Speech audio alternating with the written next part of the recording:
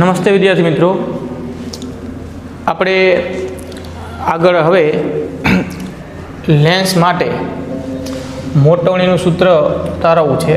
મોટવણીનો અર્થ કરી એનું સૂત્ર મેળવવું છે. લેન્સ વડે પ્રતિબિંબ કઈ રીતે રચાય, લેન્સ વડે પ્રતિબિંબ મેળવવા માટે કયા કિરણો લેવા પડે અને પ્રતિબિંબ કઈ રીતે રચાય એની માહિતી પણ આપણે મેળવીએ. આની પહેલાં આપણે લેન્સ માટે લેન્સ મેકર્સ ફોર્મ્યુલા મેળવી ગયા, તેમજ લેન્સ માટે ગાઉસનું સમીકરણ મેળવી ગયા. હવે આપણે લેન્સ વડે કોઈ વસ્તુનું પ્રતિબિંબ કઈ રીતે મળે છે એ સમજવા માટે અહીંયા આકૃતિમાં બહિર્ગોળ લેન્સ તેમજ અંતર્ગોળ લેન્સ બંને દર્શાવેલા છે. આપણે બંને લેન્સ માટે પ્રતિબિંબ કઈ રીતે રચાય છે એ સમજીએ. આ પહેલી આકૃતિમાં એક બહિર્ગોળ લેન્સ દર્શાવેલો છે. પાતળો લેન્સ છે. આપણે આગળ પણ વાત કરી ગઈ પ્રમાણે પાતળો લેન્સ હોય એમાં બંને વક્રીભવનકારક સપાટી વચ્ચેનું અંતર અવગણ્ય હોય. પાતળા લેન્સ માટે પાતળા લેન્સ માટે આ ઓપ્ટિકલ કેન્દ્ર P છે અને આ પાતળા લેન્સ માટેની આ મુખ્ય અક્ષ છે. આ લેન્સ માટે કોઈ વસ્તુનું પ્રતિબિંબ કઈ રીતે મળે એ સમજવા માટે આપણે એક વસ્તુ કે જેની ઊંચાઈ h છે, જે મુખ્ય અક્ષ પર મુખ્ય અક્ષને લંબ રૂપે આ મૂકેલી છે. બરાબર, આ વસ્તુ છે. આ વસ્તુનું ટોચનું બિંદુ અને વસ્તુનું આ છેલ્લું બિંદુ જે મુખ્ય અક્ષ પર છે અને વસ્તુ મુખ્ય અક્ષને લંબ છે. આ વસ્તુનું આ લેન્સ વડે પ્રતિબિંબ કઈ રીતે મળે એ સમજવા માટે આપણે અહીંયા વસ્તુમાંથી નીકળતા કિરણો ધ્યાનમાં લીધા છે. બરાબર, વસ્તુ પર અસંખ્ય બિંદુ હોય અને અસંખ્ય બિંદુમાંથી દરેક બિંદુના પ્રતિબિંબ આ લેન્સ વડે આપણને મળતા હોય છે. તો વસ્તુ પરના કોઈ બિંદુનું પ્રતિબિંબ લેન્સ વડે કઈ રીતે મળે છે તો કે લેન્સની મુખ્ય અક્ષ પર રહેલી વસ્તુના કોઈ પણ બિંદુમાંથી કોઈ એક બિંદુ આપણે ધ્યાનમાં લઈ લઈએ, જેમ કે આ ટોચનું બિંદુ ધ્યાનમાં લીધું છે, એ કોઈ પણ બિંદુમાંથી ઉત્સર્જિત કોઈ બે કિરણો ધ્યાનમાં લઈએ. આ એક કિરણ કે જે આ લેન્સની મુખ્ય અક્ષને સમાંતર આગળ વધે છે. બરાબર, આ પહેલું આ કિરણ કે લેન્સની મુખ્ય અક્ષને સમાંતર આગળ વધે છે અને લેન્સ વડે વક્રીભવન પામે છે. બીજું કિરણ કે જે વસ્તુના ટોચના બિંદુમાંથી નીકળી અને લેન્સના ઓપ્ટિકલ કેન્દ્ર P માંથી પસાર થાય છે. અને ત્રીજું કિરણ પણ લીધું છે. ત્રીજું કિરણ કે જે લેન્સના આ પ્રથમ મુખ્ય કેન્દ્ર, બરાબર, આ પ્રથમ મુખ્ય કેન્દ્ર F1 માંથી પસાર થઈ અને લેન્સ વડે વક્રીભવન પામે છે. લેન્સમાં બે મુખ્ય કેન્દ્રો હોય, બરાબર, આને આપણે પ્રથમ મુખ્ય કેન્દ્ર F1 કહીએ અને આને દ્વિતીય મુખ્ય કેન્દ્ર F2 કહીએ. તો વસ્તુના કોઈ પણ બિંદુમાંથી ઉત્સર્જિત કિરણો લેન્સ વડે વક્રીભવન પામી જે બિંદુએ કેન્દ્રિત થાય, બહિર્ગોળ લેન્સના કિસ્સામાં આ લેન્સ વડે વક્રીભવન પામતા કિરણો કેન્દ્રિત થાય છે. જેમ કે આકૃતિમાં દર્શાવ્યા મુજબ જે કિરણ લેન્સની મુખ્ય અક્ષને સમાંતર આગળ વધ્યું અને લેન્સ વડે વક્રીભવન પામ્યું, એ કિરણ વક્રીભવન બાદ આ રીતે આગળ વધે છે. જો કે આ કિરણ વક્રીભવન પાયમાં પહેલાં મુખ્ય અક્ષને સમાંતર હતું અને વક્રીભવન પાયમાં બાદ હવે એ કિરણ વક્રીભૂત કિરણ આ લેન્સના દ્વિતીય મુખ્ય કેન્દ્ર F2 માંથી પસાર થઈ અને આગળ વધે છે.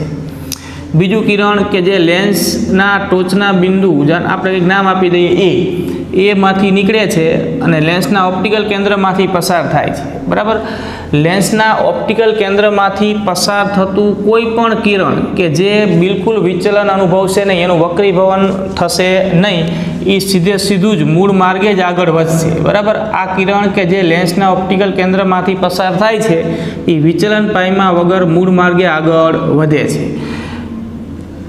તો આ બે કિરણો, બરાબર, આ બંને કિરણો આ બિંદુએ એકબીજાને છેદે છે અથવા તો આ બિંદુએ કેન્દ્રિત થાય છે. એ જે બિંદુએ કેન્દ્રિત થાય એ બિંદુ એ આ વસ્તુ પરના બિંદુ A નું પ્રતિબિંબ કહેવાય, જેને આપણે A' નામ આપી શકીએ. ત્રીજું એક કિરણ પણ લીધું છે. બરાબર, પ્રતિબિંબ A નું પ્રતિબિંબ મેળવવા માટે આ બે કિરણો પૂરતા છે. ત્રીજું લઈએ તો ત્રીજું કિરણ કે જે એ બિંદુમાંથી નીકળે છે અને લેન્સના પ્રથમ મુખ્ય કેન્દ્રમાંથી પસાર થઈ અને લેન્સ વડે વક્રીભવન પામે છે. તો એમાંથી નીકળતું લેન્સના પ્રથમ મુખ્ય કેન્દ્રમાંથી પસાર થતું આ કિરણ લેન્સ વડે વક્રીભવન પામ્યા બાદ લેન્સની મુખ્ય અક્ષને સમાંતર બને અને એ કિરણ પણ આ A' બિંદુએ જ કેન્દ્રિત થશે. એટલે કે ટૂંકમાં આ ત્રણ કિરણો વક્રીભવન પામ્યા બાદ આ બિંદુએ કેન્દ્રિત થાય છે બહિર્ગોળ લેન્સના કિસ્સામાં, જે આ બિંદુ એનું પ્રતિબિંબ A' આપે છે. બરાબર. આ ત્રણમાંથી કોઈ પણ બે કિરણો લો તો તમને એનું પ્રતિબિંબ A' મળી જાય છે. ત્રણેયની જરૂર નથી. ત્રણમાંથી કોઈ બે કિરણો વડે તમે આ રીતે વસ્તુ પરના કોઈ બિંદુ એનું પ્રતિબિંબ મેળવી શકો. ત્રણેયની જરૂર છે નહીં. બરાબર. એટલે આ ધ્યાનમાં રાખજો કે વસ્તુના કોઈ બિંદુમાંથી નીકળતું કિરણ કે જે મુખ્ય અક્ષને સમાંતર લેન્સ પર આપાત થતું હોય તો વક્રીભવન પામ્યા બાદ એ લેન્સના દ્વિતીય મુખ્ય કેન્દ્રમાંથી પસાર થાય.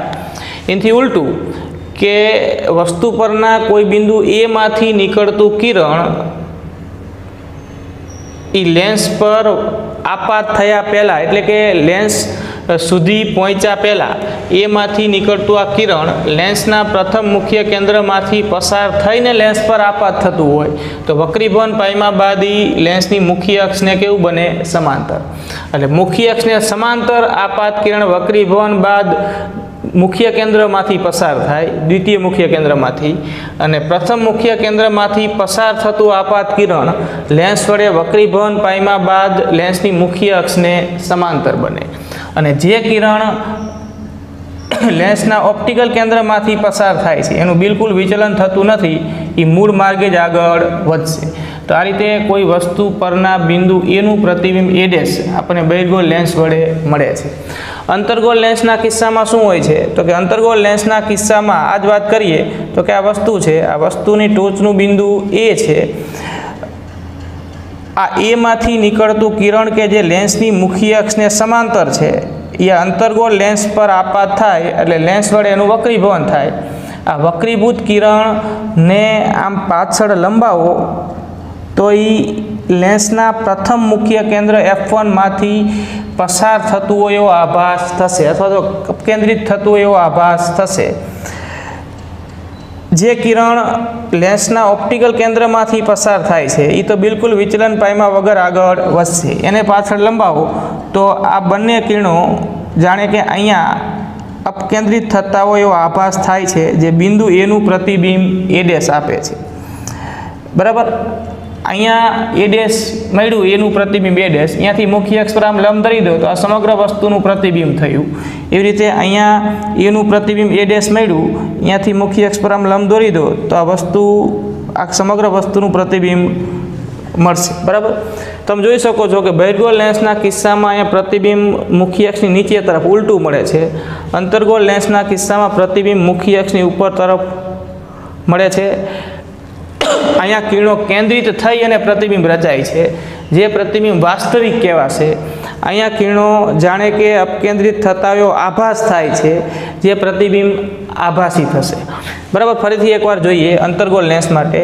અંતર્ગોળ લેન્સના કિસ્સામાં એની મુખ્ય અક્ષ પર રહેલી આ કોઈ રેખીય વસ્તુ છે જેનું કોઈ બિંદુ ટોચનું બિંદુ A છે, એમાંથી નીકળતું કિરણ જે લેન્સની મુખ્ય અક્ષને સમાંતર લેન્સ પર આપાત થાય છે એ વક્રીભૂત કિરણ જે મળે એને આમ પાછળ લંબાવો તો જાણે કે લેન્સના પ્રથમ મુખ્ય કેન્દ્ર F1 માંથી પસાર થતું એવો આભાસ થશે. બીજું કિરણ કે જે એમાંથી નીકળે છે અને લેન્સના ઓપ્ટિકલ કેન્દ્રમાંથી પસાર થાય છે, લેન્સના ઓપ્ટિકલ કેન્દ્રમાંથી પસાર થતું કિરણ એ પછી બહિર્ગોળ લેન્સ હોય કે અંતર્ગોળ લેન્સ હોય એ વિચલન પામ્યા વગર મૂળ માર્ગે આગળ વધશે. તો આ એમાંથી નીકળતું આ કિરણ લેન્સના ઓપ્ટિકલ કેન્દ્રમાંથી પસાર થઈ મૂળ માર્ગે આગળ વધે છે, એના પાછળ લંબાવો તો આ બંને કિરણો જાણે કે આ બિંદુ કે જેને આપણે A' નામ આપ્યું, A' બિંદુએ અપકેન્દ્રિત થતા હોય એવો આભાસ થાય છે, જે આ બિંદુ એનું પ્રતિબિંબ A' આપે છે. બરાબર. તો A' માંથી લંબ દોરી દો તો આ સમગ્ર વસ્તુનું પ્રતિબિંબ મળશે. એ રીતે અહીંયા આ સમગ્ર વસ્તુનું પ્રતિબિંબ આ રીતે મળશે. બહિર્ગોળ અને અંતર્ગોળ લેન્સના કિસ્સામાં, બરાબર.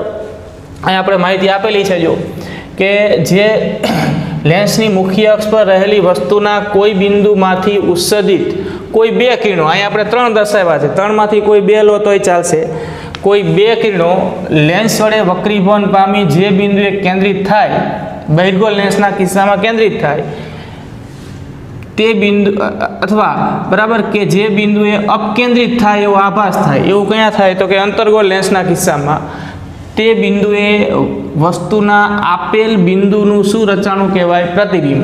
તે બિંદુએ વસ્તુના આપેલ બિંદુ એટલે કે એનું પ્રતિબિંબ શું મળ્યું કહેવાય? એ ડેશ. જો એ વસ્તુનું ટોચનું બિંદુ હોય તો એ એક બિંદુનું પ્રતિબિંબ આ રીતે તમે મેળવી લો, પછી એ પ્રતિબિંબ જે મળ્યું હોય એનું પ્રતિબિંબ એ ડેશ, ત્યાંથી મુખ્ય અક્ષ પર લંબ દોરી દો એટલે સમગ્ર વસ્તુનું પ્રતિબિંબ મળશે, બરાબર. તો આ રીતે આપણે અંતર્ગોળ કે બહિર્ગોળ લેન્સ વડે કોઈ વસ્તુનું પ્રતિબિંબ મેળવી શકીએ. તો આ જે 3 કિરણો જે અહીંયા આપણે લીધા છે એ 3 કિરણો કયા એની આપણે માહિતી આપી દઈએ કે લેન્સ વડે પ્રતિબિંબ મેળવવા માટે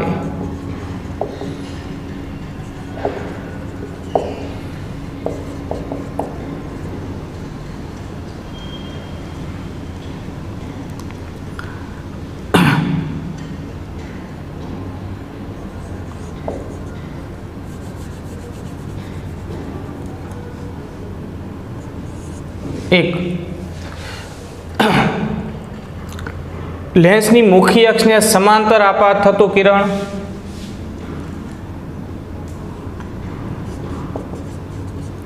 લેન્સની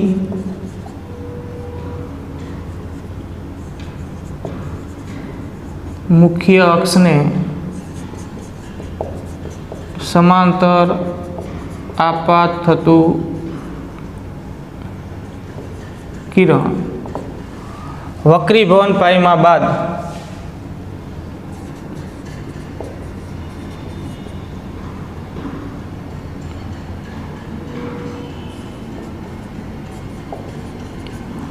લેન્સના દ્વિતીય મુખ્ય કેન્દ્રમાંથી પસાર થાય છે.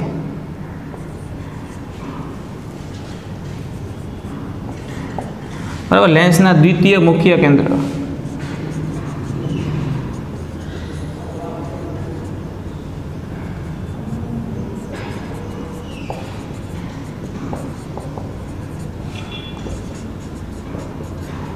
કેન્દ્રમાંથી પસાર થાય છે. આવું કયા લેન્સ માટે તો કે બહિર્ગોળ લેન્સ માટે, બરાબર. આ રીવા લેન્સના દ્વિતીય મુખ્ય કેન્દ્રમાંથી પસાર થાય છે. અંતર્ગોળ લેન્સના કિસ્સામાં એ વક્રીભવન પામ્યા બાદ લેન્સના પ્રથમ મુખ્ય કેન્દ્રમાંથી પસાર થાય એવો આભાસ થાય છે.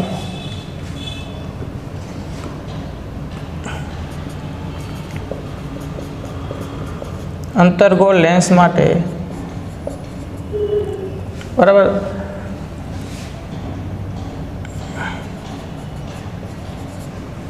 લેન્સની મુખ્ય અક્ષને સમાંતર આપાત થતું કિરણ, બરાબર. એની વાત છે જો મુખ્ય અક્ષને સમાંતર આપાત થતું કિરણ વક્રીભવન બાદ લેન્સના પ્રથમ મુખ્ય કેન્દ્રમાંથી પસાર થાય એવો આભાસ થાય છે.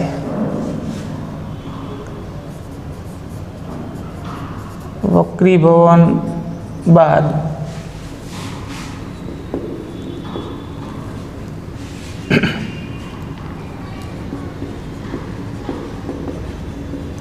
લેન્સના પ્રથમ મુખ્ય કેન્દ્રમાંથી પસાર થાય એવો આભાસ થાય છે, બરાબર. એટલે એક કિરણ આર્યા પ્રતિબિંબ મેળવવા માટે. બીજું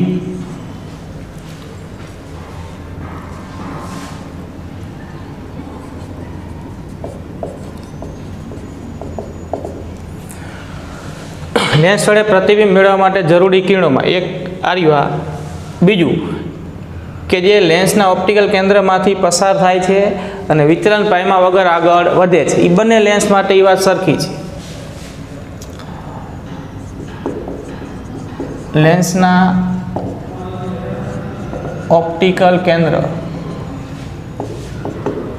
માંથી પસાર થતું કિરણ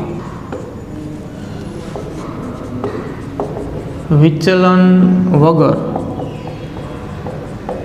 આગળ વધે છે, બરાબર. એટલે એ સીધે સીધું જ મૂળ માર્ગે જ આગળ વધશે. અને ત્રીજું કે લેન્સના પ્રથમ મુખ્ય કેન્દ્રમાંથી પસાર થતું કિરણ વક્રીભવન બાદ લેન્સની મુખ્ય અક્ષને સમાંતર બને છે.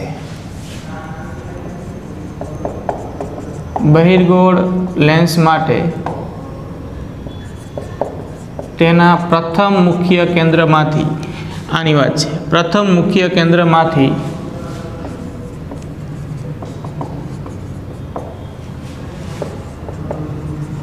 પસાર થતું કિરણ વક્રીભવન બાદ લેન્સની મુખ્ય અક્ષને સમાંતર બને છે.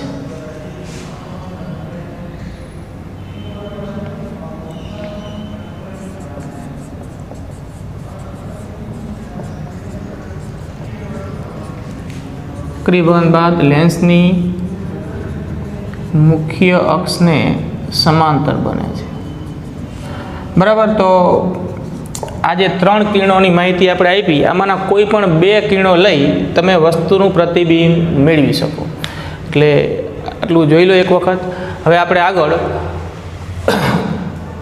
લેન્સ માટે મોટવણીની વ્યાખ્યા આપી અને મોટવણીનું સૂત્ર બનાવવું છે. એટલે આટલું એકવાર જોઈ લો, ત્યારબાદ આપણે હવે મોટવણીનું સૂત્ર બનાવીએ.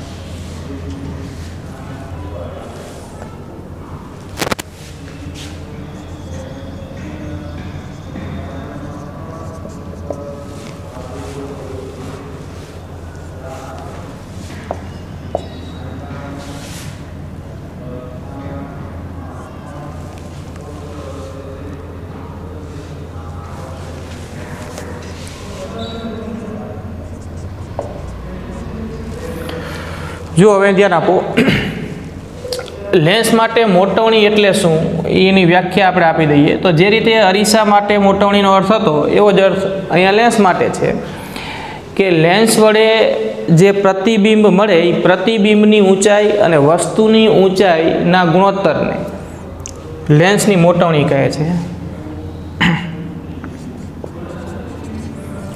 લેન્સ વડે મળતા પ્રતિબિંબની ઊંચાઈ, બરાબર. અહીંયા આ આકૃતિમાં આ વસ્તુ AB છે અને આ વસ્તુ ABનું પ્રતિબિંબ A ડેશ B ડેશ છે. પ્રતિબિંબની ઊંચાઈ H ડેશ છે. પ્રતિબિંબની ઊંચાઈ H ડેશ અને વસ્તુની ઊંચાઈ H, વસ્તુની ઊંચાઈ H ના ગુણોત્તરને લેન્સની મોટવણી કહે છે. બરાબર. મોટવણી માટે આપણે સંજ્ઞા M વાપરીએ છીએ.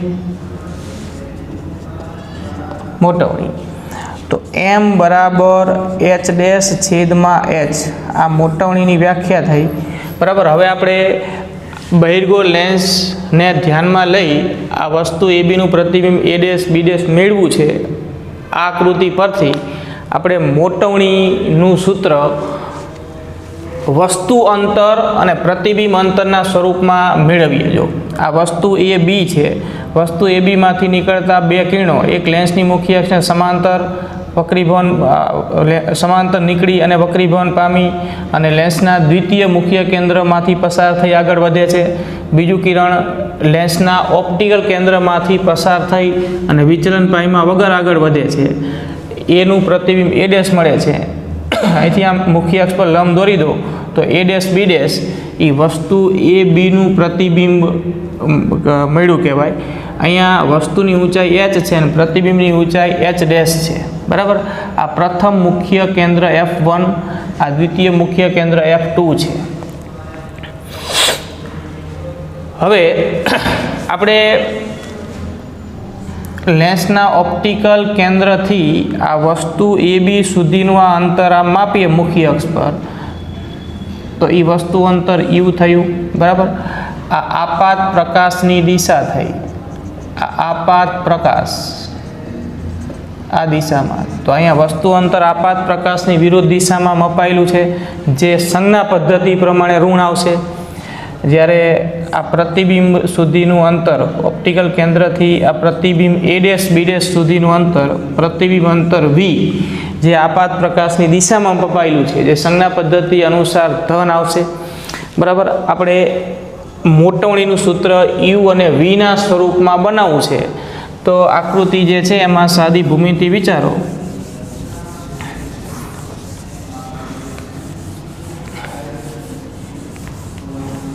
જો આકૃતિ પરથી અહીંયા એ બી પી આ કાટકોણ ત્રિકોણ થયો, કાટકોણ ત્રિકોણ એ બી પી અને આ બાજુ કાટકોણ ત્રિકોણ થયો એ ડેશ બી ડેશ પી। આ બંને ત્રિકોણો સમરૂપ ત્રિકોણ છે। સમરૂપતાનો ઉપયોગ કરીએ, ત્રિકોણની સમરૂપતાનો ઉપયોગ આકૃતિમાં ત્રિકોણ એ બી પી અને ત્રિકોણ એ ડેશ બી ડેશ પી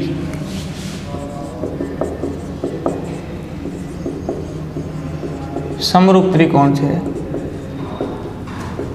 માટે આપણે આવું લખી શકીએ જો કે એ બી છેદમાં એ ડેશ બી ડેશ, એ બી છેદમાં એ ડેશ બી ડેશ, એ બી છેદમાં એ ડેશ બી ડેશ બરાબર બી પી છેદમાં બી ડેશ પી બરાબર। સમરૂપતા આ રીતે લાગુ પડે। હવે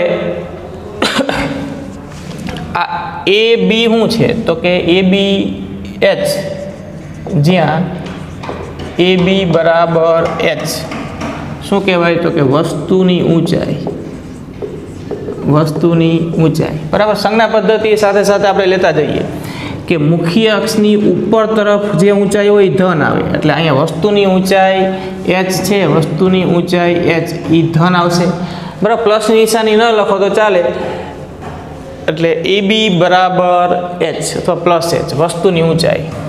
એ dash B dash, A dash B dash બરાબર માઇનસ h ડેશ। જો મુખ્ય અક્ષની નીચેની તરફ છે એટલે સંજ્ઞા પદ્ધતિ પ્રમાણે મુખ્ય અક્ષની નીચેની તરફ જે ઊંચાઈ મળે એ ઋણ હોય એટલે પ્રતિબિંબની ઊંચાઈ મુખ્ય અક્ષની નીચે છે એટલે અહીંયા h ડેશ એ માઇનસમાં પ્રતિબિંબની ઊંચાઈ બરાબર। બીપી, બીપી બરાબર યુ, યુ એ આગળ નિશાની શું મૂકવી પડશે માઇનસ, કેમ કે આપાત પ્રકાશની વિરુદ્ધ દિશામાં મપાયેલું અંતર વસ્તુ અંતર અને બી ડેશ પી, બી ડેશ પી બરાબર વી આ શું છે તો કે પ્રતિબિંબ અંતર આપાત પ્રકાશની દિશામાં એટલે પ્લસમાં આવશે પ્રતિબિંબ અંતર. બરાબર. તો આ સમીકરણમાં આ સંજ્ઞાઓ મૂકી દઈએ. જો એ બીની જગ્યાએ એચ, એ ડેશ બી ડેશની જગ્યાએ માઇનસ એચ ડેશ, બી પીની જગ્યાએ માઇનસ યુ અને વીની જગ્યાએ પ્લસ વી. બરાબર. બે બાજુ માઇનસ માઇનસ નીકળી જશે તો અને વ્યસ્ત કરી દો તો એચ ડેશ છેદમાં એચ, એચ ડેશ છેદમાં એચ બરાબર વી છેદમાં યુ. બરાબર. માટે જ્યાં એચ ડેશ છેદમાં એચ બરાબર એમ, તો આપણે શું લખી શકીએ? માટે મોટવણી એમ બરાબર વી છેદમાં યુ. બરાબર. તો લેન્સ માટે આ મોટવણીનું સૂત્ર છે વી છેદમાં યુ, પ્રતિબિંબ અંતર છેદમાં વસ્તુ અંતર, એટલે લેન્સની મોટવણી. બરાબર. આપણે હવે મોટવણી ક્યારે ધન હશે, ક્યારે ઋણ હશે, પ્રતિબિંબ ક્યારે વાસ્તવિક મળશે, ક્યારે આભાસી મળશે, ક્યારે પ્રતિબિંબ ઉલટું મળશે, ક્યારે સીધું મળશે, એની વાત હજી આપણે આગળના લેક્ચરમાં કરીશું.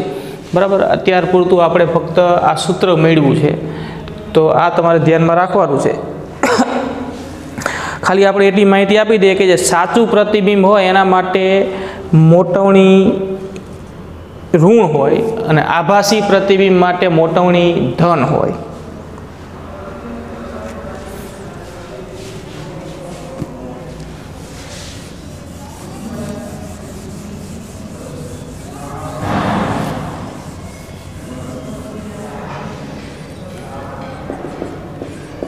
સાચા પ્રતિબિંબ માટે, સાચું એટલે વાસ્તવિક, વાસ્તવિક પ્રતિબિંબ માટે મોટવણી ઋણ હોય.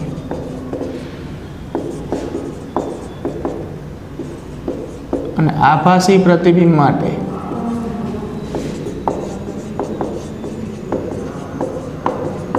મોટવણી ધન હોય. બરાબર. તો આ ધ્યાનમાં રાખજો. આભાસી પ્રતિબિંબ માટે મોટવણી ધન અને સાચા કે વાસ્તવિક પ્રતિબિંબ માટે મોટવણી ઋણ હોય. બરાબર. તો આપણે બહિર્ગોળ લેન્સને ધ્યાનમાં લઈને આ સૂત્ર બનાવ્યું છે. ત્યારે સૂત્ર તો અંતર્ગોળ લેન્સ અને બહિર્ગોળ લેન્સ દરેક માટે સાચું છે. આની પહેલાં પણ આપણે લેન્સ માટે ગાઉસનું સમીકરણ મેળવી ગયા કે 1/f બરાબર 1/v માઇનસ 1/u. તો આ સૂત્ર પણ અંતર્ગોળ અને બહિર્ગોળ બંને પ્રકારના લેન્સને લાગુ પાડી શકાય છે. બરાબર. તો આ સૂત્ર જે અગત્યનું હતું એવી જ રીતે આ સૂત્ર પણ અગત્યનું છે. તો લેન્સ માટે આ અગત્યના સૂત્રો ધ્યાનમાં રાખજો. ગાઉસનું સમીકરણ, લેન્સ માટે મોટવણી, અને આપણે આગળના લેક્ચરમાં લેન્સ માટે લેન્સ મેકર્સ ફોર્મ્યુલાનું સૂત્ર પણ બનાવી ગયા. એ સૂત્ર પણ અગત્યનું છે. હવે પછીના કોઈ એક્ઝામ્પલ્સ આ સૂત્રો વડે આપણે ગણીશું. બરાબર. તો એકવાર જોઈ લો.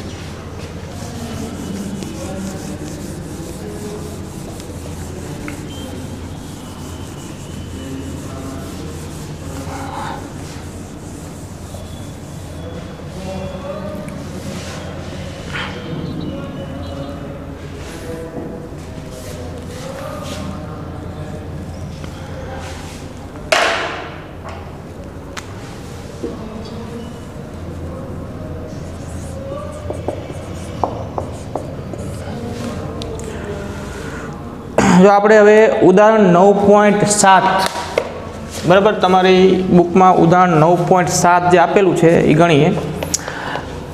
અહીંયા પ્રશ્ન છે, એક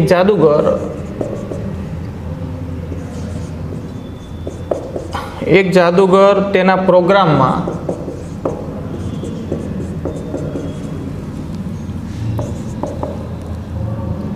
એક પ્રવાહીમાં રાખેલા કાચના લેન્સને અદૃશ્ય કરે છે.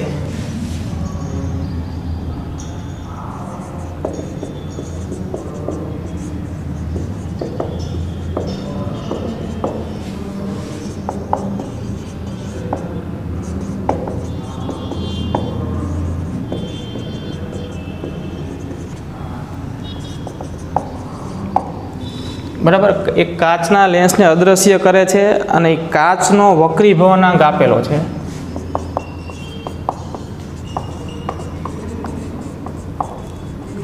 કાચનો વક્રીભવનાંક N2 નામ આપીએ આપણે 1.47. બરાબર, તો પ્રવાહીનો વક્રીભવનાંક કેટલો? પહેલો પ્રશ્ન છે, પ્રવાહીનો વક્રીભવનાંક કેટલો?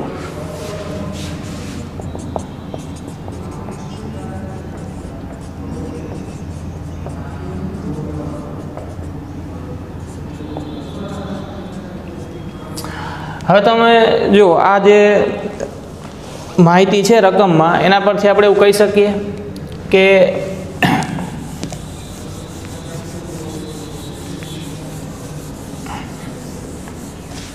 બરાબર, તમે વિચારો કે આ કોઈ પાત્રમાં પ્રવાહી ભરેલું છે. બરાબર, આ પ્રવાહી ભરેલું છે. કોઈ આ પ્રવાહી કયું છે આપણને ખબર નથી. કોઈ એક પ્રવાહી છે. હવે એમાં એ લેન્સને મૂકે છે, આ પ્રવાહીમાં એક લેન્સને મૂકે છે. તો હવે લેન્સ છે એ અદૃશ્ય થઈ જાય છે, એટલે કે તમે બહારથી આ લેન્સનું અવલોકન કરો છો તો લેન્સ તમને દેખાતો નથી. તો આ પ્રવાહી થયું, આ કાચ થયું, અને તમે બહારથી અવલોકન કરો છો એટલે આ થયું,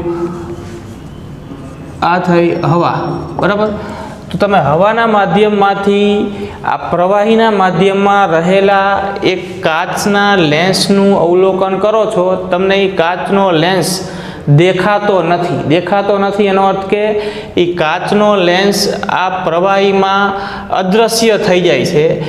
તમે હવાના માધ્યમમાંથી આ કાચના લેન્સને પ્રવાહીમાં જોઈ શકતા નથી. આવું ક્યારે બને? તો કે આ બંને માધ્યમ સમાન વક્રીભવનાંક ધરાવતા હોય ત્યારે. એટલે કે જેટલો વક્રીભવનાંક આ કાચનો છે, જે આપણને આપેલો છે 1.47, એ કાચનો લેન્સ હવામાંથી આ પ્રવાહીના માધ્યમમાં રહેલા એ કાચના લેન્સનું અવલોકન કરતા એ કાચનો લેન્સ નથી દેખાતો. એનો અર્થ એવો થાય કે જેટલો વક્રીભવનાંક આ કાચનો છે, આ પ્રવાહીનો વક્રીભવનાંક પણ એટલો જ હોવો જોઈએ. એટલે આ બે સમાન વક્રીભવનાંક ધરાવતા માધ્યમ થઈ જાય એટલે આ બધું એકાકાર થઈ જશે. તમને આ બે માધ્યમ અલગથી દેખાશે નહીં. દ્રવ્યો જુદા પણ બેના વક્રીભવનાંક સરખા હોય તો જ આવું શક્ય બને.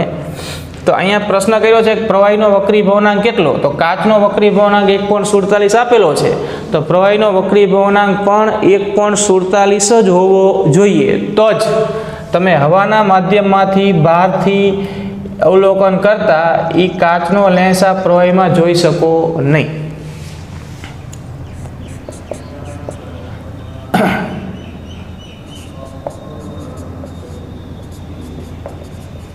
કાચનો લેન્સ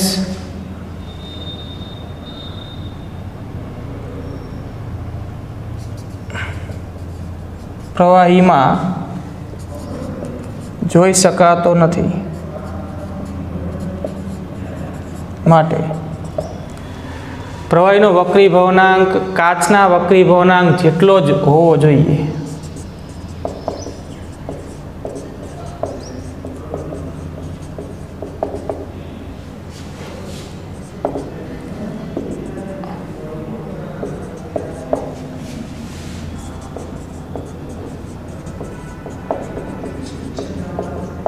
જેટલો જ હોવો જોઈએ.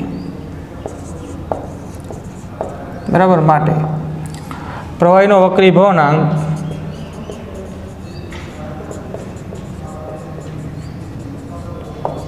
વક્રીભવનાંક જેને આપણે સંજ્ઞામાં n1 વડે દર્શાવીએ, n1 બરાબર પણ 1.47 તો જ આવું શક્ય બને, બરાબર. આ બે અલગ અલગ જોઈ ન શકાય, એનો અર્થ કે સમાન વક્રીભવનાંક ધરાવતા આ બે દ્રવ્યો હોવા જોઈએ. હવે આપણે લેન્સ મેકર્સ ફોર્મ્યુલા મૂકીએ. જો આ હકીકત પ્રમાણે લેન્સ મેકર્સ ફોર્મ્યુલાનું મૂળ સ્વરૂપ શું હતું? આપણે સૂત્ર યાદ કરીએ. લેન્સ મેકર્સ ફોર્મ્યુલાનું મૂળ સ્વરૂપ શું હતું? કે 1/f બરાબર n2 માઇનસ n1 છેદમાં n1 1/r1 માઇનસ 1/r2 બરાબર. આ સૂત્ર આપણે તારવી ગયા છીએ. આ લેન્સ મેકર્સ ફોર્મ્યુલા છે. અહીંયા n2 એટલે લેન્સ જે દ્રવ્યનો બન્યો છે એનો વક્રીભવનાંક. તો અહીંયા આપણે લેન્સ કાચનો બન્યો છે તેના વક્રીભવનાંકની સંજ્ઞા n2 આપી છે, જે 1.47 છે. અને n1 એટલે લેન્સ જે માધ્યમમાં મૂક્યો હોય એ માધ્યમનો વક્રીભવનાંક. લેન્સ જો હવાના માધ્યમમાં મૂક્યો હોય, બરાબર, આ લેન્સ છે, આજુબાજુ હવા છે, તો લેન્સનો વક્રીભવનાંક n2 ને હવાનો વક્રીભવનાંક n1. હવા હોય તો n1 બરાબર 1 થઈ જાય, બરાબર. પણ આ સ્થિતિમાં અહીંયા લેન્સ હવાના માધ્યમમાં નથી, લેન્સ પ્રવાહીના માધ્યમમાં છે, અને એ પ્રવાહીના માધ્યમમાં લેન્સ દેખાતો નથી. એનો અર્થ કે પ્રવાહીનો વક્રીભવનાંક પણ લેન્સના વક્રીભવનાંક જેટલો જ છે.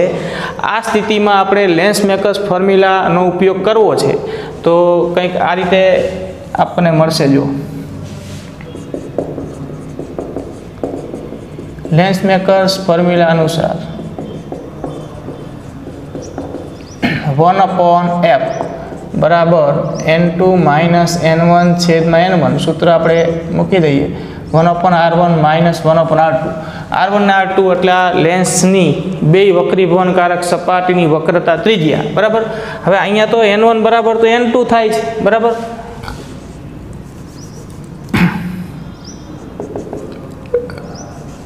n1 બરાબર n2 બરાબર 1.47.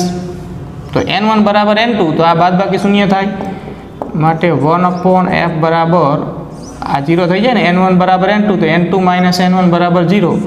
0 છેદમાં n1 1/r1 માઇનસ 1/r2 બરાબર 0. એટલે કે 1/f બરાબર 0. That implies f is equal to infinite. આવું સાબિત થાય કે આ જે લેન્સ છે એની કેન્દ્ર લંબાઈ અનંત મળે, અનંત. હવે અનંત કેન્દ્ર લંબાઈ મેળવી એનો અર્થ શું થાય? તો કે લેન્સની વક્રીભવનકારક સપાટીની કંઈક વક્રતા હોય તો એની કોઈ ચોક્કસ કેન્દ્ર લંબાઈ આપણને મળશે. પણ અહીંયા એ લેન્સ પ્રવાહીના માધ્યમમાં મૂક્યો છે ને દેખાતો નથી. એનો અર્થ એવો થયો કે અહીંયા લેન્સની કેન્દ્ર લંબાઈ અનંત થઈ જાય છે. અને કેન્દ્ર લંબાઈ અનંત થવી એટલે કે લેન્સ જાણે કે એક સમતલ વક્રીભવનકારક સપાટી તરીકે વર્તે છે, બરાબર. કોઈ સમતલ વક્રીભવનકારક સપાટી હોય, આમ સમતલ સપાટી, તો આ સમતલ સપાટીની કેન્દ્ર લંબાઈ કંઈ મળે જ નહીં, બરાબર. કેમ કે આ સમતલ સપાટી છે એટલે એનું કોઈ વક્રતા કેન્દ્ર ન હોય અને એની કોઈ કેન્દ્ર લંબાઈ મળે નહીં. અથવા તો આપણે એમ કહી શકીએ કે આનું વક્રતા કેન્દ્ર પણ અહીંથી અનંત અંતરે હોય અને એની કેન્દ્ર લંબાઈ પણ કેવી હોય? અનંત અંતરે. એટલે અહીંયા લેન્સ એક પારદર્શક સમતલ વક્રીભવનકારક સપાટી તરીકે વર્તે છે.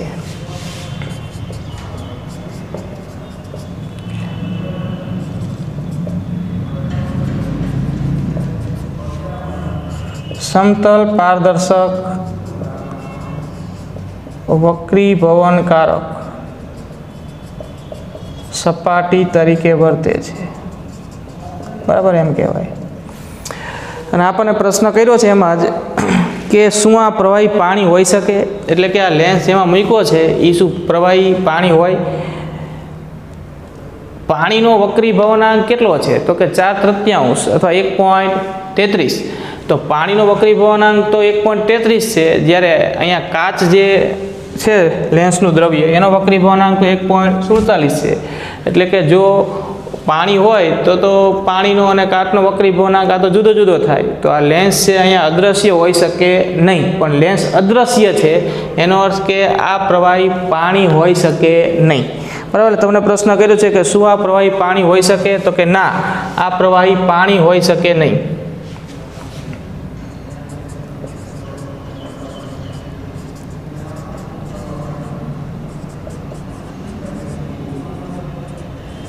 पाणी होई शके नहीं, कारण के पाणीनो वक्री भवनांक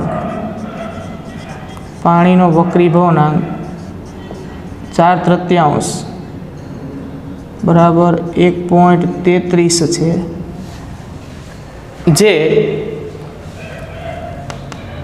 लेंसना द्रव्यना वक्री भवनांक करता ओछो छे, माटे ई पाणी होई शके नहीं। तो आ प्रवाही कई होई शके, तो के जेनो वक्री भवनांक 1.47 के नी आसपास नो होय ई आ प्रवाही होई शके। बराबर, जेम के ग्लिसरीन छे जेनो वक्री भवनांक 1.47 ની આસપાસ મળે છે, તો આ પ્રવાહી ગ્લિસરીન હોઈ શકે। એટલે આપણે લખી દઈએ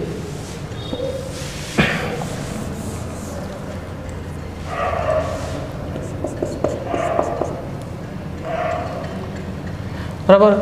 पाणीनो वक्री भवनांक 1.33 છે, જે N2 बराबर 1.47 करता, એટલે કે કાચના વક્રી ભવનાંક કરતા ઓછો છે।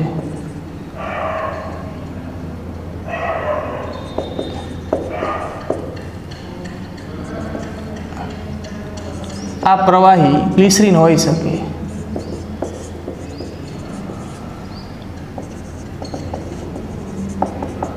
बराबर, केम के एनो वक्री भवनांक 1.47 ની आसपास મળે છે। बराबर, तो आ छे तमारुं उदाहरण 9.7 छे, જોઈ લો એક વખત।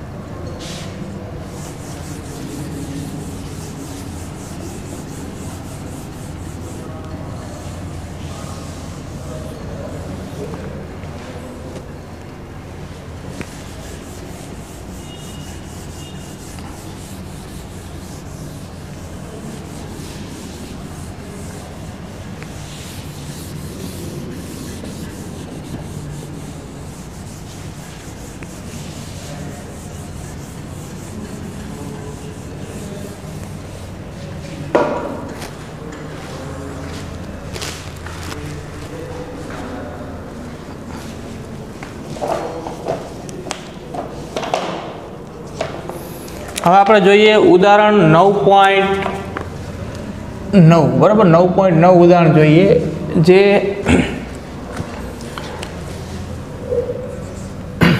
ગાઉસના સમીકરણ પરથી આપણે ગણતરી કરવાની છે।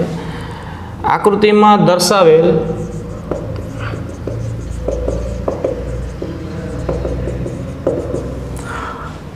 લેન્સના સંયોજન માટે પ્રતિબિંબ સ્થાન મેળવો, એટલે અંતિમ પ્રતિબિંબ મેળવવાનું છે।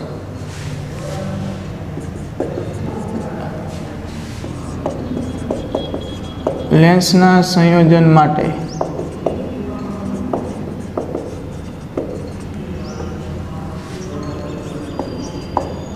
પ્રતિબિંબ સ્થાન મેળવો।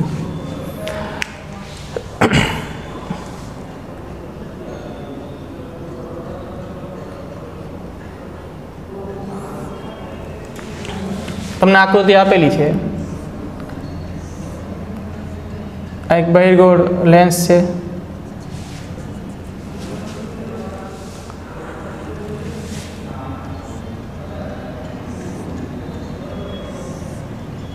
આ એક સમતલ અંતર્ગોળ લેન્સ છે। જો આ સપાટી સમતલ છે, આ અંતર્ગોળ છે।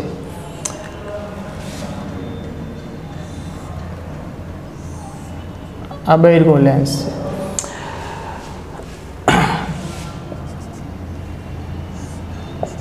આ વસ્તુ છે.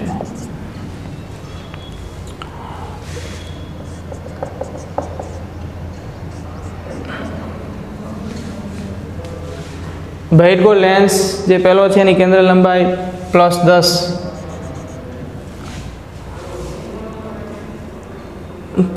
સેન્ટીમીટર છે. અંતર્ગોળ લેન્સની કેન્દ્ર લંબાઈ બરાબર, અને આપણે F1 કહી દઈએ અને F2 કહી દઈએ, આ -10 સેન્ટીમીટર છે સમતલ અંતર્ગોળ લેન્સની કેન્દ્ર લંબાઈ. અને છેલ્લે બહિર્ગોળ લેન્સ જે છે એની કેન્દ્ર લંબાઈ +30 સેન્ટીમીટર છે. બરાબર, આપણે આગળ જોઈ ગયા છીએ કે બહિર્ગોળ લેન્સની કેન્દ્ર લંબાઈ ધન થશે આપાત પ્રકાશની દિશામાં, એ અંતર આપણને મળે છે. જ્યારે અંતર્ગોળ લેન્સના કિસ્સામાં આપાત પ્રકાશની વિરુદ્ધ દિશામાં બરાબર એની કેન્દ્ર લંબાઈ મપાય છે. એટલે અંતર્ગોળ લેન્સ માટે કેન્દ્ર લંબાઈ ઋણ હોય, જ્યારે બહિર્ગોળ લેન્સ માટે કેન્દ્ર લંબાઈ ધન હોય.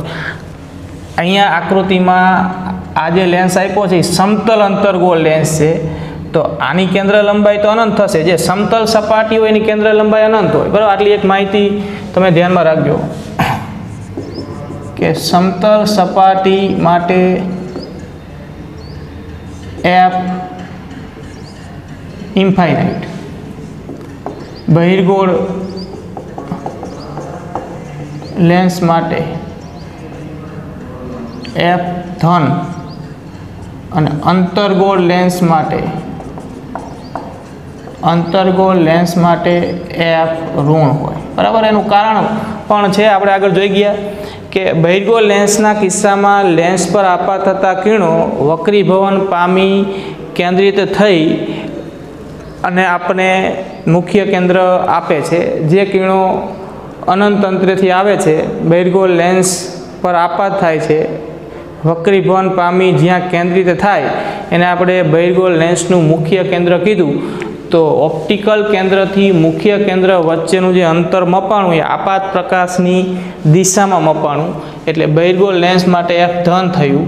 જ્યારે અંતર્ગોળ લેન્સ માટે કિરણો કેન્દ્રિત નથી થતા, અનંત અંતરેથી આવતા કિરણો લેન્સ પર આપાત થયા બાદ બરાબર જાણે કે લેન્સના લેન્સની મુખ્ય અક્ષ પરના કોઈ બિંદુએ અપકેન્દ્રિત થતા હોય એવો આભાસ થાય છે. અને અહીંયા આપણને જે ઓપ્ટિકલ કેન્દ્ર અને મુખ્ય કેન્દ્ર વચ્ચેનું અંતર મળે છે એ આપાત પ્રકાશની વિરુદ્ધ દિશામાં મળે છે. એટલે આ ધ્યાનમાં રાખવું કે બહિર્ગોળ લેન્સ માટે F ધન, અંતર્ગોળ લેન્સ માટે F ઋણ. કોઈ સમતલ સપાટી હોય તો એની કેન્દ્ર લંબાઈ અનંત થાય. અહીંયા આ F2 બરાબર -10 જે આપ્યું છે આ અંતર્ગોળ સપાટી છે એની કેન્દ્ર લંબાઈ થઈ. બરાબર, અહીંયા આપણને આ વસ્તુ આપેલી છે. વસ્તુનું આ પ્રથમ લેન્સના ઓપ્ટિકલ કેન્દ્રથી અંતર 30 સેન્ટીમીટર છે. અહીંયા આ બે લેન્સ વચ્ચેનું અંતર 5 સેન્ટીમીટર છે અને આ અંતર છે આ બે લેન્સ વચ્ચેનું એ 10 સેન્ટીમીટર છે. અંતિમ પ્રતિબિંબ મેળવવાનું છે. બરાબર, તો અહીંયા આ ત્રણ લેન્સનું આ રીતે સંયોજન કરેલું છે. હવે લેન્સનું સંયોજન આ રીતે કર્યું હોય તો આપણે કેમ એક લેન્સ માટે એવી વાત કરી ગયા કે પહેલી સપાટી વડે જે પ્રતિબિંબ મળે એ બીજી સપાટી માટે આભાસી વસ્તુ તરીકે વર્તે. એવી જ વાત અહીંયા પ્રથમ લેન્સ વડે જે પ્રતિબિંબ મળશે એ બીજા લેન્સ માટે આભાસી વસ્તુ, બીજા લેન્સ વડે જે પ્રતિબિંબ મળશે એ આભાસી વસ્તુનું એ ત્રીજા લેન્સ માટે આભાસી વસ્તુ, અને એ વસ્તુનું ત્રીજા લેન્સ વડે જે મળે એ અંતિમ પ્રતિબિંબ કહેવાય. બરાબર, એટલે પ્રથમ લેન્સ માટેનું પ્રતિબિંબ બીજા લેન્સ માટે આભાસી વસ્તુ અને બીજા લેન્સ વડે મળતું પ્રતિબિંબ એ ત્રીજા લેન્સ માટે આભાસી વસ્તુ તરીકે વર્તે. અને ત્રીજા લેન્સ વડે અહીંયા આ ત્રીજા લેન્સ વડે એ આભાસી વસ્તુનું જે પ્રતિબિંબ મળશે એ આ સંયોજનનું અંતિમ પ્રતિબિંબ કહેવાશે. તો આપણે આ અંતિમ પ્રતિબિંબનું સ્થાન મેળવવું છે. અહીંયા ત્રણેય લેન્સ એક સમાન મુખ્ય અક્ષ ધરાવે છે. તો ક્રમિક દરેક લેન્સ માટે બરાબર આ પહેલો લેન્સ आ बीजो लेंस, आ तीजो लेंस। तो त्रणेय लेंस माटे आपणे गाउसनुं समीकरण वापरता जईए। गाउसनुं समीकरण आपणे मेळवी गया छीए कि 1/f बराबर 1/v माइनस 1/u बराबर।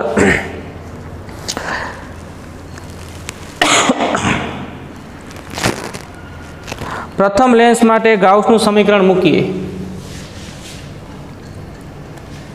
प्रथम लेंस माटे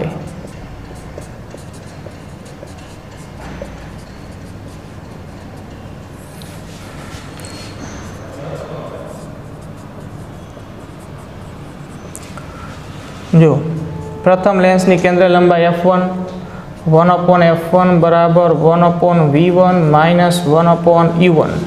अहींया f1 प्रथम लेंस की केंद्र लंबाई, v1 प्रथम लेंस माटे प्रतिबिंब अंतर, u1 प्रथम लेंस माटे वस्तु अंतर। तो आ सूत्र में अपने पासे जे माहिती है मूकी दईए।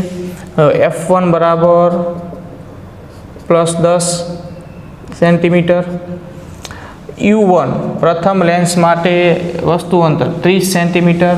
हवे 30 सेंटीमीटर प्लस के माइनस शू लेवुं जो तो कि आ वस्तु है बराबर। आ बधा लेंस अहीं गोठवा है। तो आ आपात प्रकाश की दिशा थई,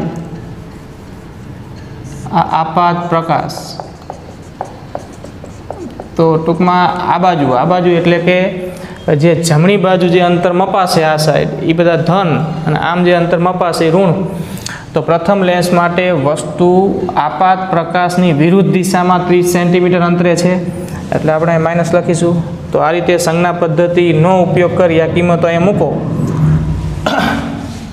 तो f1 नी जग्याए 10, v1 प्रथम लेंस माटे प्रतिबिंब अंतर आपणे अहीं मळशे अने आ माइनस u1 ना स्थाने -30। तो 1/10 प्लस 1/30 बराबर। आ रीते तो 1/v1 बराबर 1/10 माइनस 1/30 थशे बराबर। आ जो आ प्लस थई गयुं बराबर। आने आ साइड लई जाओ એટલે આ શું થશે તો કે 30 माइनस 10 छेदમાં 300 1/v1 बराबर 20/300 1/v1 बराबर। तो v1 व्यस्त कर दो तो 30/2 तो v1 बराबर +15 सेंटीमीटर थाय बराबर। धन में जवाब आव्यो। v1 बराबर +15 सेंटीमीटर नो अर्थ शुं थयो तो कि प्रथम लेंस वडे वस्तुनुं प्रतिबिंब आपात प्रकाशनी दिशामां एटले के जमणी बाजू 15 सेंटीमीटर अंतरे मळे छे, जे बीजा लेंस माटे वस्तु तरीके वर्ते बराबर। जो प्रथम लेंस वडे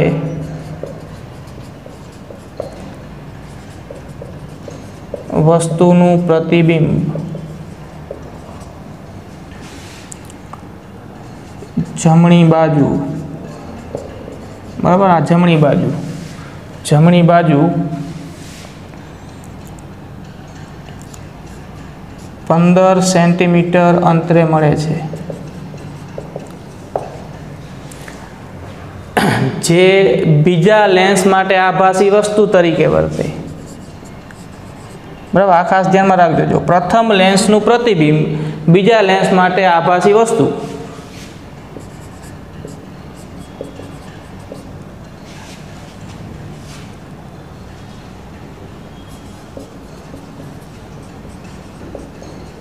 आभासी वस्तु तरीके वर्ते बराबर। बीजा लेंस माटे आभासी वस्तु तरीके वर्ते जेनु बीजा लेंस थी अंतर केटलुं जो अहींथी आज 15 सेंटीमीटर मळ्युं नहीं, प्रथम लेंस थी आम जमणी बाजू मळ्युं 15 सेंटीमीटर, ज्यारे आ गेप तो 5 सेंटीमीटर है ज। तो बीजा लेंसना ऑप्टिकल केंद्र थी आ प्रथम लेंसना प्रतिबिंबनुं अंतर केटलुं तो कि आ 5 कट करवुं पड़शे। अहींथी आ 5 है तो आम कुल 15 मळतुं होय तो 5 काढी नाखो तो अहींथी आम केटलुं वधशे कि 10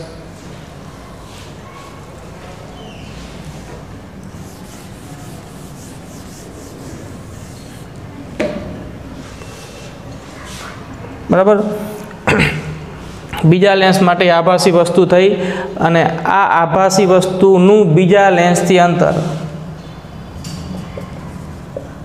તેનું બીજા લેન્સથી અંતર કેટલું? તો કે 15 - 5 બરાબર 10 સેન્ટીમીટર, બરાબર. તો હવે બીજા લેન્સ માટે આ વસ્તુ અંતર થયું. બીજા લેન્સ માટે વસ્તુ અંતર U2 બરાબર +10 સેન્ટીમીટર આપાત પ્રકાશની દિશામાં, બરાબર. એ અંતર છે. જો પ્રથમ લેન્સનું પ્રતિબિંબ અંતર એ બીજા લેન્સ માટે વસ્તુ અંતર, પણ બીજો લેન્સ પ્રથમ લેન્સથી આ બાજુ 5 સેન્ટીમીટર દૂર છે, તો બીજા લેન્સ માટે વસ્તુ અંતર આ 15માંથી આ 5 બાદ કરો એટલું થશે, અને પહેલાંનું પ્રતિબિંબ એ બીજા માટે શું થઈ? આભાસી વસ્તુ. તો હવે આપણે બીજા લેન્સ માટે ગાઉસનું સમીકરણ વાપરીએ. જો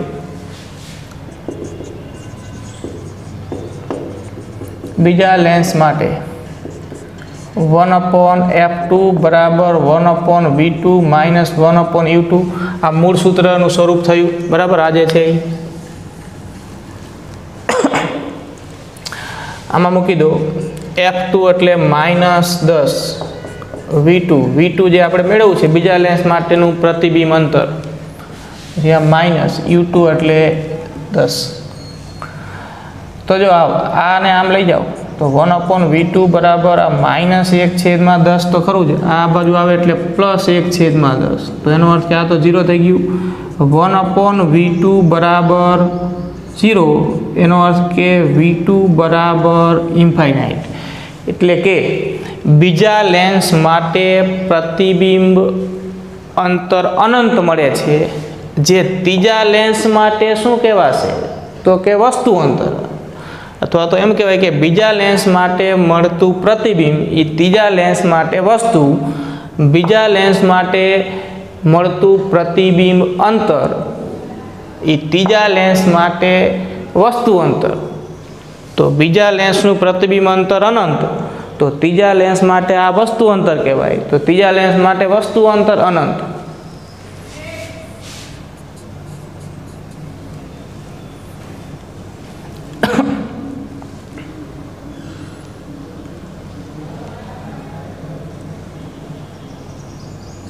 બરાબર. બીજા લેન્સ માટે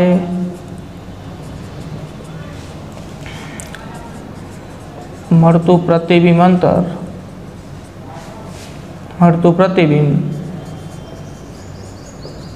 ત્રીજા લેન્સ માટે આભાસી વસ્તુ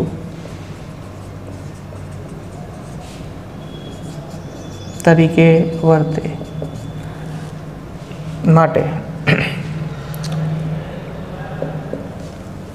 ત્રીજા લેન્સ માટે વસ્તુ અંતર, બરાબર. આનું આ પ્રતિબિંબ અંતર એ ત્રીજા લેન્સનું વસ્તુ અંતર.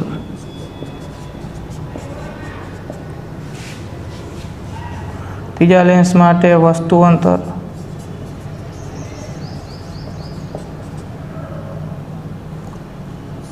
U3 બરાબર ઇન્ફાઇનાઇટ, અનંત. તો ત્રીજા લેન્સ માટે વસ્તુ અનંત અંતરે કહેવાય. ત્રીજો લેન્સ બહિર્ગોળ છે અને એની કેન્દ્ર લંબાઈ 30 છે, તો એનો અર્થ કે ત્રીજા લેન્સ માટે વસ્તુ અનંત અંતરે થઈ, અને આપણે જાણીએ છીએ કે અનંત અંતરે રહેલી વસ્તુનું પ્રતિબિંબ લેન્સના મુખ્ય કેન્દ્ર પર રચાય, અને જે એની કેન્દ્ર લંબાઈ હોય એ જ એના માટે પ્રતિબિંબ અંતર બને.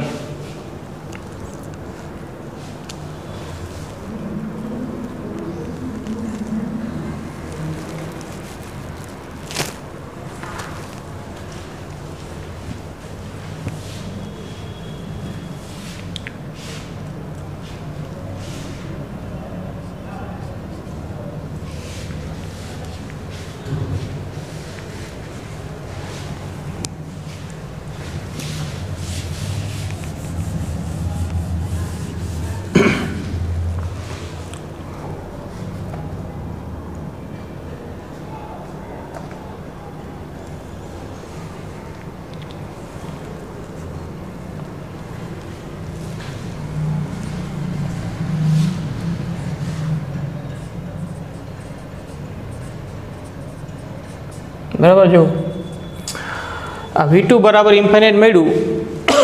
बीजा लेंस माटे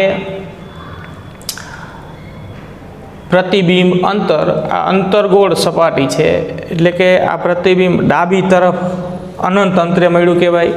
तो बीजा लेंस माटेनुं प्रतिबिंब अंतर ई तीजा लेंस माटे वस्तु अंतर जे इन्फाइनाइट एटले के अनंत डाबी तरफ। तो डाबी तरफ तीजा लेंस माटे वस्तु डाबी तरफ अनंत अंतरे छे एम कहेवाशे, अने तीजा लेंस माटे वस्तु डाबी तरफ अनंत अंतरे होय तो तीजा लेंस वडे एनुं प्रतिबिंब एना मुख्य केंद्र पर जमणी तरफ मळशे। मुख्य केंद्र पर जमणी तरफ मळशे एटले के आनी केंद्र लंबाई 30 सेंटीमीटर है, तो अंतिम प्रतिबिंब अहींथी आम 30 सेंटीमीटर अंतरे ज मळ्युं कहेवाय। मुख्य केंद्र पर आ ऑप्टिकल केंद्र थी आ मुख्य केंद्र सुधीनुं अंतर एटले केंद्र लंबाई जे आपेली छे। तो अंतिम प्रतिबिंब तीजा लेंस थी जमणी बाजू केटला अंतरे मळशे? 30 सेंटीमीटर। बराबर।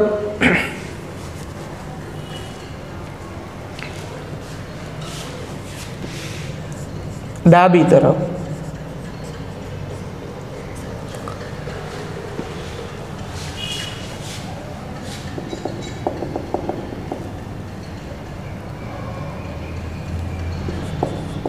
तीजा लेंस वडे मळतुं अंतिम प्रतिबिंब, आ तीजो लेंस अंतिम छे એટલે अंतिम प्रतिबिंब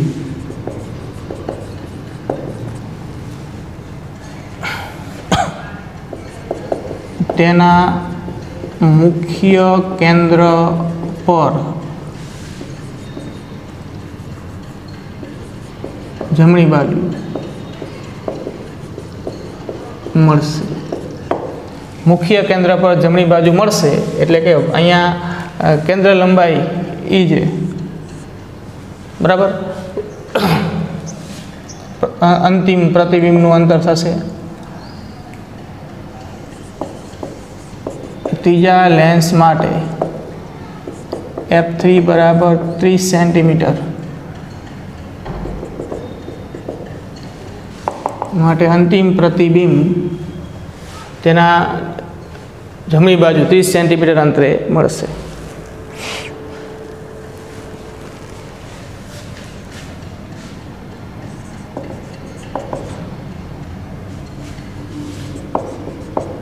अंतिम प्रतिबिंब तीजा लेंस थी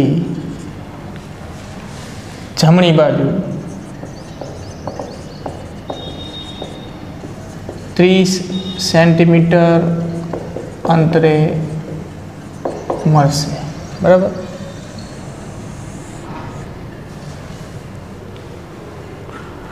ओके चलो।